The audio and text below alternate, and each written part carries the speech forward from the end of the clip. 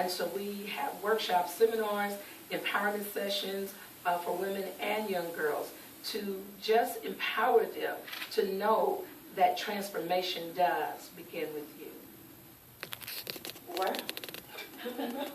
Well, I don't have anything to say after that. That just gave me chills. Only because I do think that it's definitely very important to not only, find your passion and follow your dreams, but to put yourself into something that means something. Mm-hmm. We have purpose. And of course, everyone should know that our purpose is to assist others. So, wow, Miss Meadows, we're going to have to talk later. Okay, now we have Miss Karen. Cheryl. See, I didn't tell y'all was going to get it right. We said, it's Cheryl, Miss Cheryl. Why don't you share with everyone your company and what you offer? Okay, let me start. And it actually comes with a story. I was on the Indianapolis Police Department for 11 years, and at the time I had just been given an opportunity to be the first black female homicide detective for the department, and was very excited about that opportunity. And as I was doing that, God placed on my heart that it was time for me to leave that position. I was very disappointed because I had worked so hard and to gravitate to that position, and I questioned his wanting me to do that, and he let me know that being a mom, at the time I was a single mom, was my first calling, and that was something that I needed to do. So I was obedient. It was not an easy transition, but I did. And I left that and went and got my real estate license because I felt like that was a position that I could have that would allow me to be a mother to my children, to be at sporting events, to be available to them. And subsequently, a couple of years later, actually started in 1996 my real estate company, Universal Real Estate Center, and did some partnering with Community Center Banking and 3 of the banks here who were part of that program, and God blessed me with that business. So just to let everybody know, when God tells you to do something, even though it may not make sense to you, just trust Him and go ahead and do it. And I still have that real estate business. Not doing as much real estate right now because of the economy. And that was by design too. God understands transitions happen in your life. He has other things He wants you to do. So, and I'm sure at some point He'll let me kind of pick that back up and start working with that again, but not as much right now. And in the meantime, He gave me a passion. I lost my mother at the age of 20. And my dad and my mom had been divorced early when I was a child. So losing my mom was a big part of another transition in my life. And because of that, it was very important, because my mom was a teacher, that I knew the interaction with parent and teachers was very important.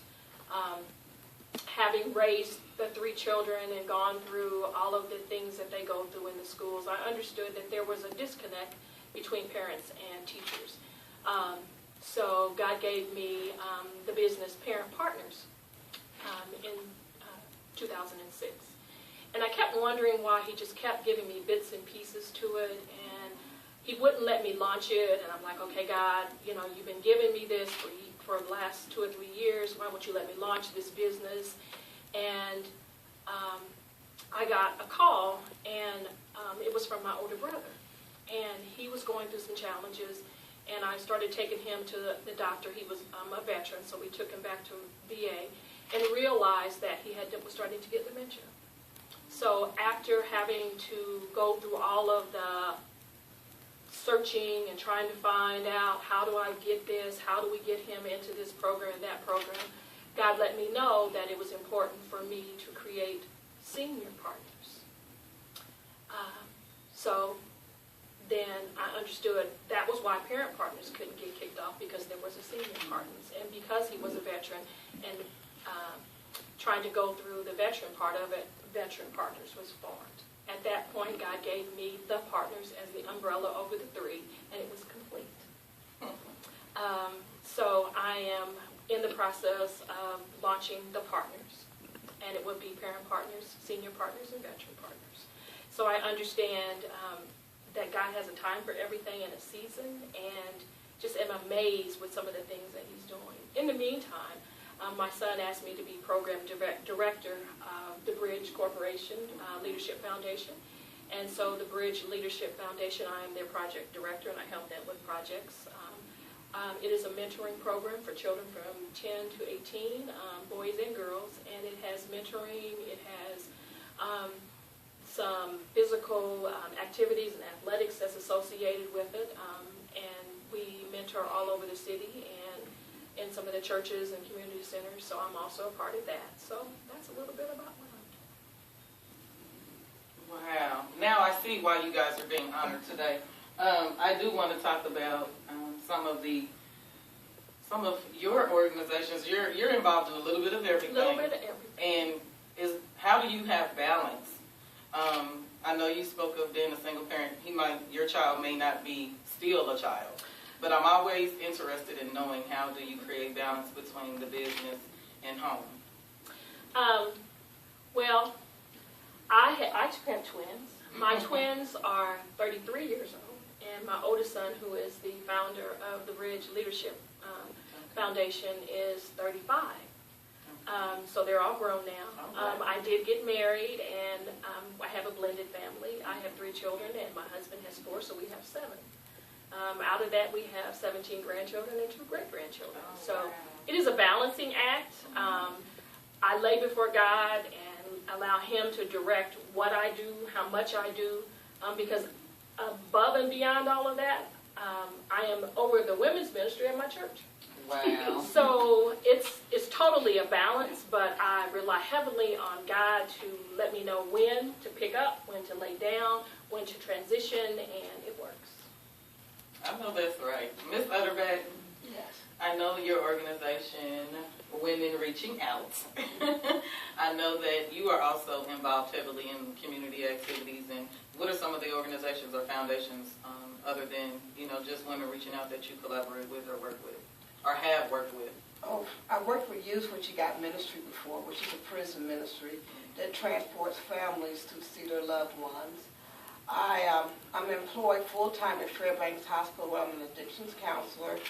And my job, I have like a supervisory position where I'm responsible for maintaining a caseload of clients that are on home detention, and just a variety of different things. I've also volunteered at the Crane House, which is a home for women that are incarcerated. I'm just one of those type of persons. I just want to serve. Wow, what a blessing. So tell me, what type of women do you serve or do you have in the Women Reaching Out? The Woman Reaching Out reaches a multitude of women. It could be a woman going through transition. My love and passion is really for working with a woman that's incarcerated, who has issues with drugs and alcohol, because they're the ones a lot of times who really need the support and they don't get the support. And that's interesting that you mentioned what your actual job is, because oftentimes we have jobs that we enjoy, but they're not really what we want to do. But you've actually combined your passion and have found employment in your actual passion. So that I know you're just completely fulfilled. Yes, yes. That is absolutely amazing. I'm coming back to you, Miss Chris. Now, I know you said you had twins as well, and sadly your past of going through a divorce and all of that. Okay, so when you put yourself in a position to assist others, did you feel, because I experienced that myself as far as mentoring, did you feel that during the mentoring that you were also healed during that process? Oftentimes I find that women often don't do what they should because they don't feel like they're ready or they don't feel like they're good enough to do that just yet. Was that something that you experienced as well? Absolutely. When I first started Harvest Girls International, I was in a state of mind where I was not worthy. To give you an example, as I often speak about, I didn't feel worthy to put $1 pair of earrings in the basket to pay for the earrings. I would buy my kids designer jeans, I would buy my husband designer jeans, and buy myself $1 pair of earrings, put them back because I felt unworthy. in pulling myself up, I did not understand that empowering myself meant to serve. And as I served, I empowered the person I was serving, yet I empowered myself. It continues on today, 5 years later. I just said it last Saturday at one of our events. Whenever I speak to me first. Then I speak to you, because every time I give you something, I get something as well. So yes, to empower someone, just so the audience will know, it doesn't mean that you're in a state that you have it all together. Right. It means that you're in a state that you're willing to share your emotion, your mind, your spirit with that person, and together we can transform our lives to live it in peace and not pieces. Wow. And I definitely agree with you there, because, I think it's important that, people know that when you're mentoring, it doesn't, like you said, it doesn't mean that that person has it all together, because we're human first. But I think being transparent and being open about those things that you are dealing with, it allows you to humble yourself. And then I think the mentoring goes a lot smoother. They become more open because now they see you exposed. But I think it's definitely it's so brave to expose yourself to individuals. Some of them you don't know at all. Right. And when you're serving, that's what it's about, being transparent. Oh my goodness. That's going to make me start shouting. I said I promised I wasn't going to keep you guys long, but this is so interesting. This is exactly what I thought it was going to be when I contacted Ms. Utterback for this event today. I knew it was going to be something great. I definitely knew that the individuals that were being honored were going to be great. Yes, I do know Joy. I did know Miss Chris. And I want to keep calling you Sharon. Sharon. Sharon. Not a problem. But I knew that you guys were definitely something amazing for Ms. Utterback to say, okay, they need to be honored for something. So I definitely am glad to be a part of this event, and it's definitely an honor to be with this lady right here, because I know you did tell me briefly that this is something that you're going to do annually. So are you going to continue, are there things you already have decided you're going to do differently next year? Well, one thing annually is that I will continue to have the Women on Fire. This year in September, Women Reaching Out is going to do a major event. We did it last year called Pieces of Me. Chris was my MC for the program. But Women Reaching Out this year, we are going to be next year going for our 501(c) so that we can become a nonprofit organization. Yeah. So that's what the Pieces of Me event will be for, so that we can become a nonprofit. Because what I really want to do is have a drop-in center where women can come, where we can have groups, we can have different type of programming, because a lot of times these women, they need someone that they can talk to.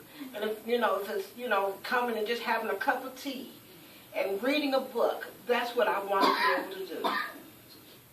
Wow, such passion. You can just hear it in everyone's voice, for what they're actually doing. I was really, really curious on how you were balancing three different types of organizations. That was very interesting. But I was definitely impressed with you working and living your passion, because a lot of times, you don't receive monetary, in your passion. You don't. But it's just something that you do because that's what you love to do. Mm-hmm. So I definitely know that is definitely, you got a double. I love that.